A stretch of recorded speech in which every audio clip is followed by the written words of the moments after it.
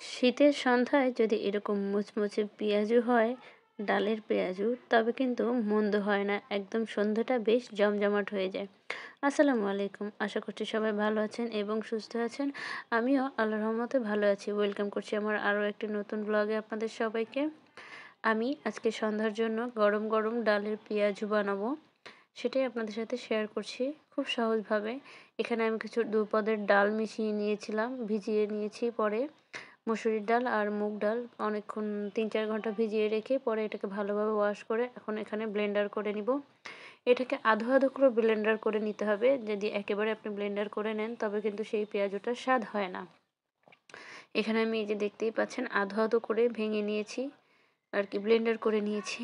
এরপরে এর সাথে কিছুটা আলু, পেঁয়াজ পাতা, পেঁয়াজের কালি এবং ধনিয়া পাতা, কাঁচামরিচ সব ভালো করে কুচিয়ে নিয়ে এবার একসাথে সবগুলা ভালো করে মিশিয়ে নিব।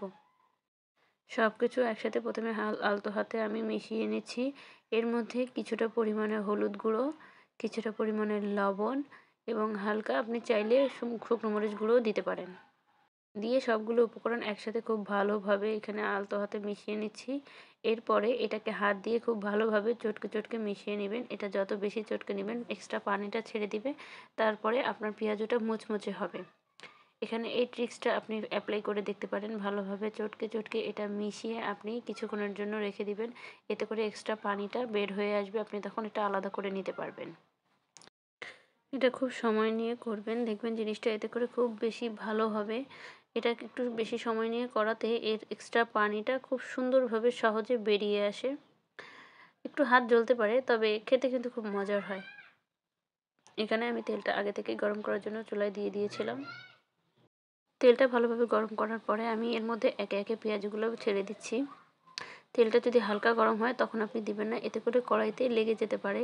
ভালোভাবে তেল গরম হয়ে গেলে এরপরে আপনি এতে দিলে খুব সুন্দর এবং সহজভাবে এটা পেঁয়াজগুলো ছেড়ে দিবে এবং একে একে আপনি উল্টে দিতে পারবেন।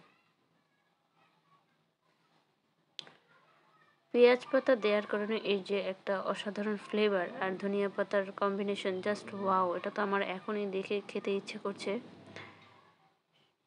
শীতের বলেন আর গরমের বলেন, সন্ধ্যার আন্ডায় যদি গরম গরম এরকম পেঁয়াজ হয় তাহলে কিন্তু বেশ সন্ধ্যাটা জমে যায়।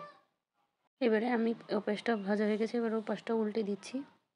খুব লো আছে ভাজবেন, তাহলে ভিতরটা খুব ক্রিস্পিভাবে হয়ে যাবে। বেশি তাড়াহুড়ো করে ভাজতে গেলে পেঁয়াজটা ক্রিস্পি থাকে না। এই যে আমার পেঁয়াজগুলো ভাজা হয়ে গেছে। এবারে গরম গরম পেঁয়াজু সসের সাথে পরিবেশন করুন। কেমন হয়েছে আজকের ব্লগটা? আপনাদের সবাইকে অসংখ্য ধন্যবাদ এতক্ষণ আমার সাথে থাকার জন্য। আজকে এই পর্যন্তই। আল্লাহ হাফেজ, টাটা।